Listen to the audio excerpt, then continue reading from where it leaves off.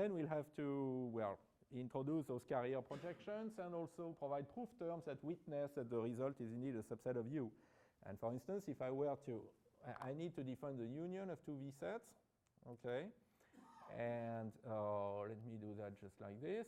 I'm saying, okay, I'm just taking the union of the two carriers and make a V set out of that. Well, if I do this, sorry, I need to go all the way here. Coq is going to tell me, hey, you forgot to give me a proof that this union is indeed included into U. Okay. Coq needs more evidence. And again, we will use the program mechanism. So it's not just for fixed points. It can also be for regular definitions. And basically, over those kind of types, it lets you write the computation over the carriers. And it will automatically generate the proof obligations that are needed to inject this plane set into a V set. And let me demonstrate. Yes. So instead of complaining uselessly, it just drops into proof mode, okay, and asks me to prove the property it needs. All right, which I do. Okay, and so using that trick, I can equip V set with an equality, which is decidable, less than or equal ordering, which is subset ordering, which is transitive. The empty set is the smallest element.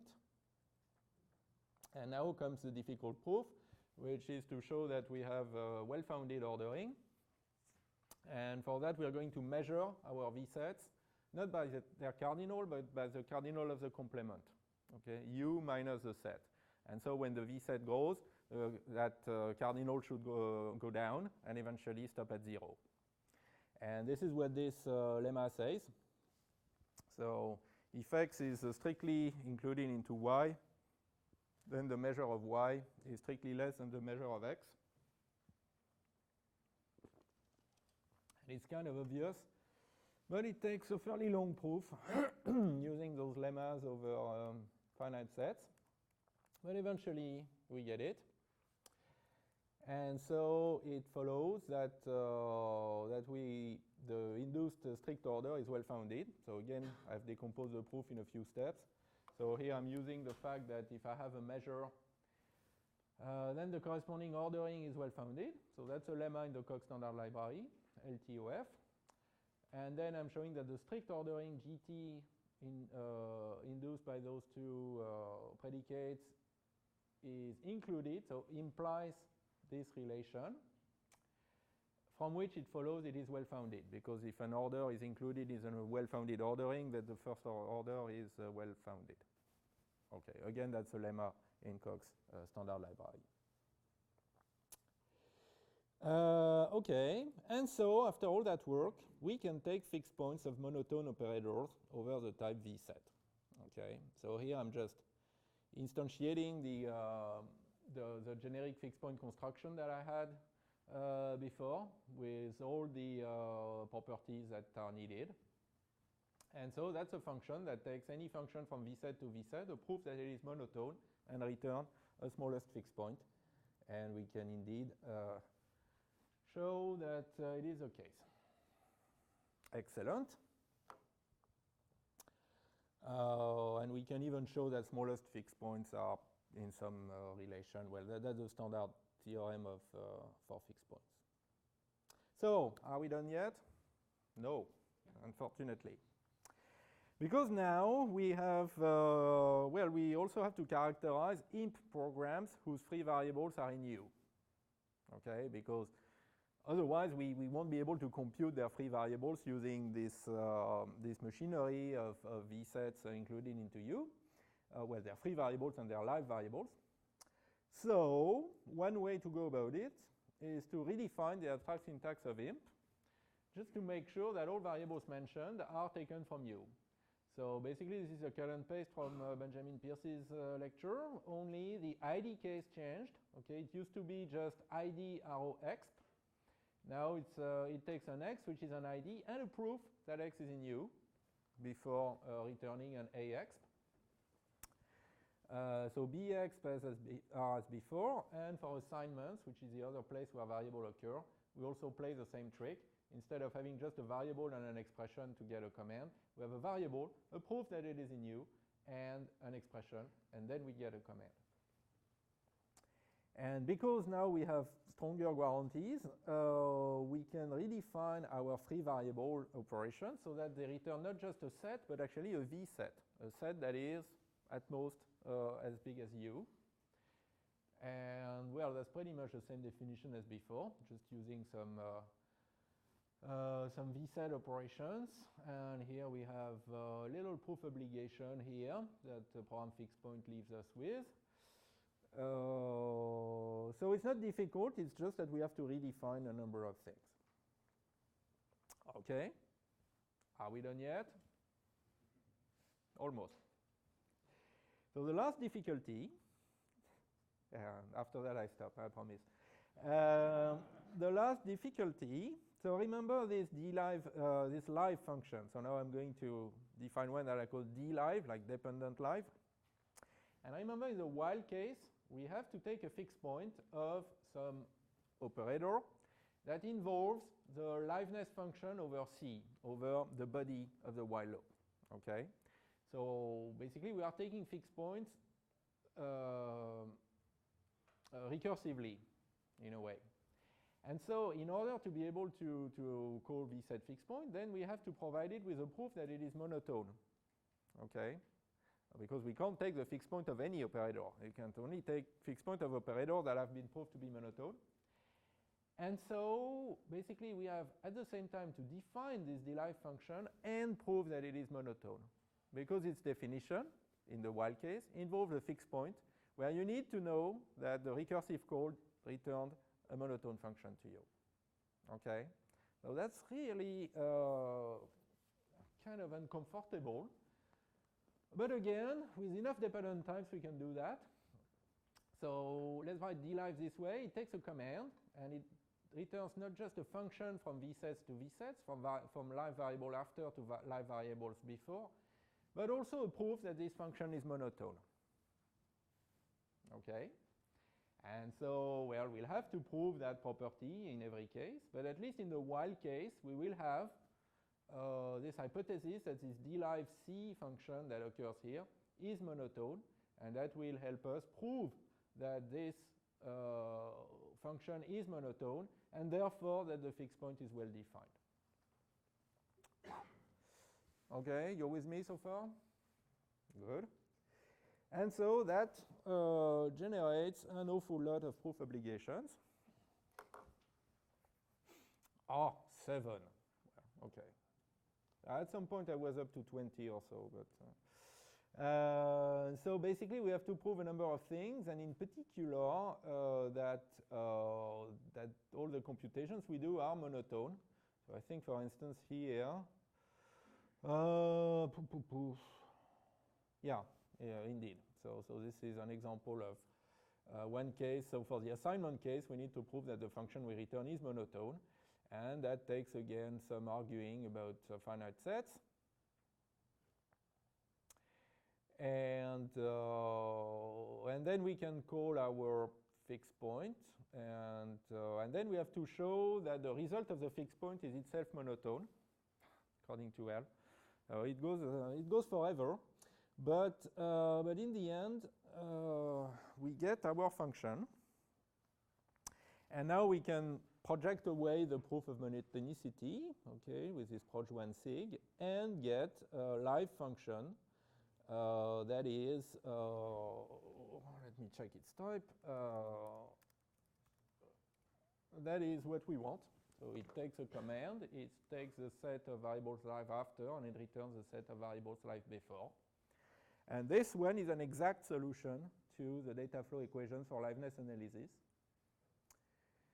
So in particular, pardon me? So that extra condition, yes, that it was monotone, was only needed Exactly. And afterwards you could just get rid of it. Yes. Well, it is still there. I mean, if I want. But yeah, I don't think I needed to prove the correctness of the semantic correctness, for instance. So yes, it is only used to show that it is correct to take fixed points.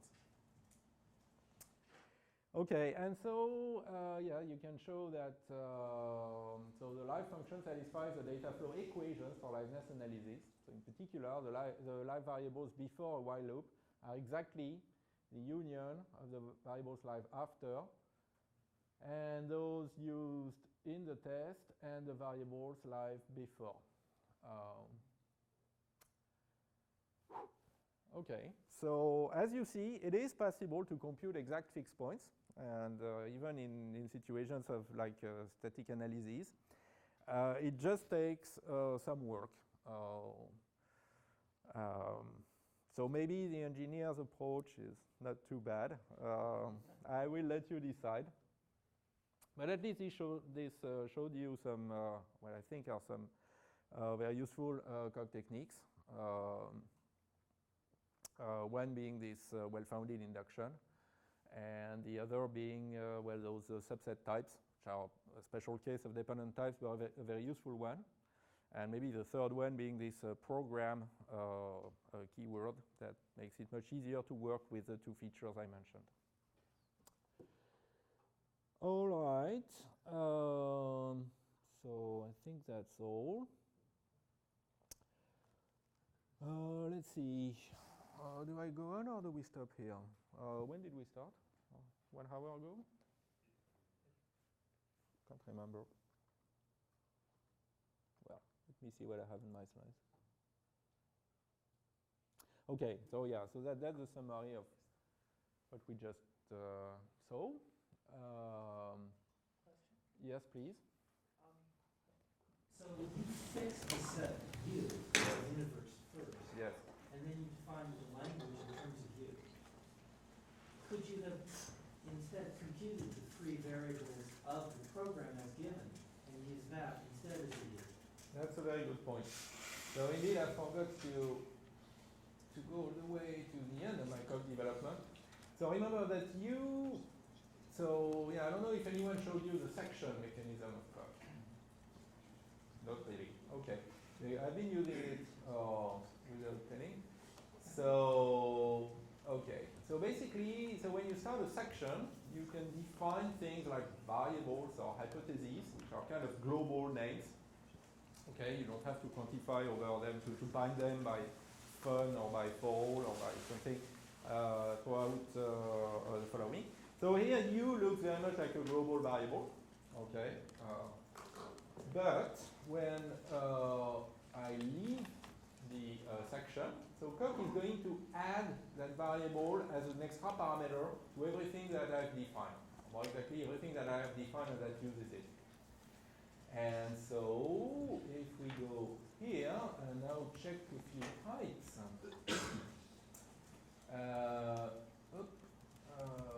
So for instance, well, the type of commands. So now the type of commands is parameterized by a set. Okay, and these are the commands whose free variables are within that set. And likewise, if I look at the type of my liveness analysis,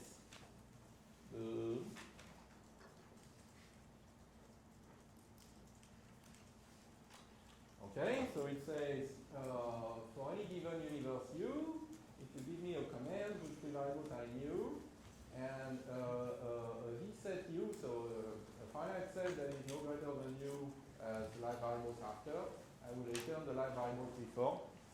So now U is a parameter, and indeed, what would we do to use this liveness analysis, starting with, say, Benjamin Pierce's int language?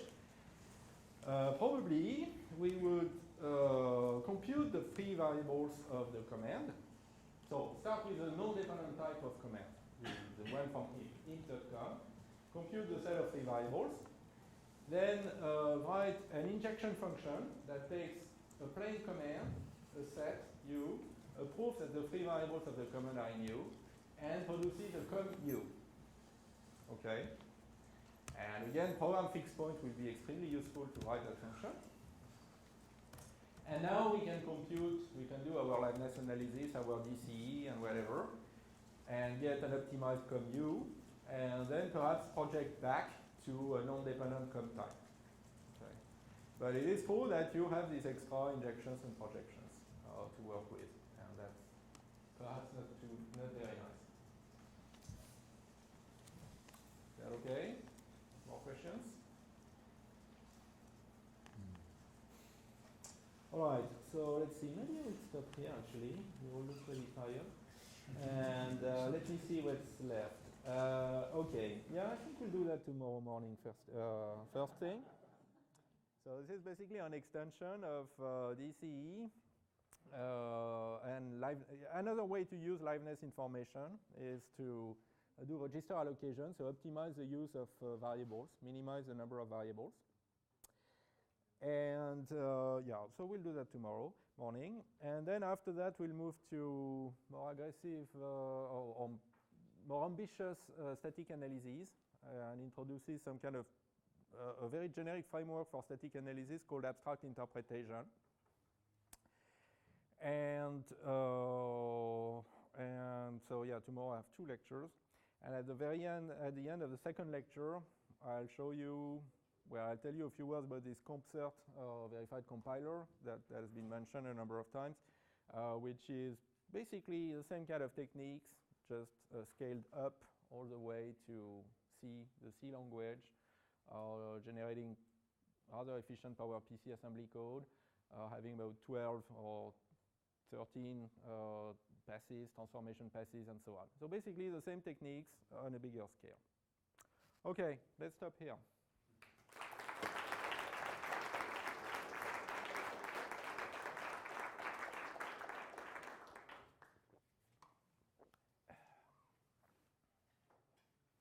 Yes, please.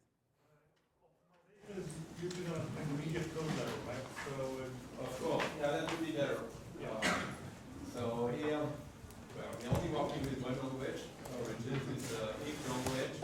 It is true that in compiler CompCert or even TCC, you usually optimize intermediate implementations that expose a little more what the program is doing.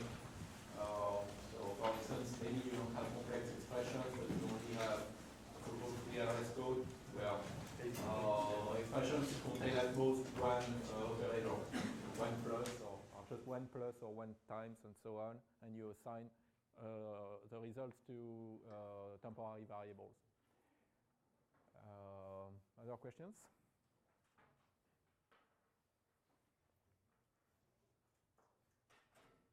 Okay.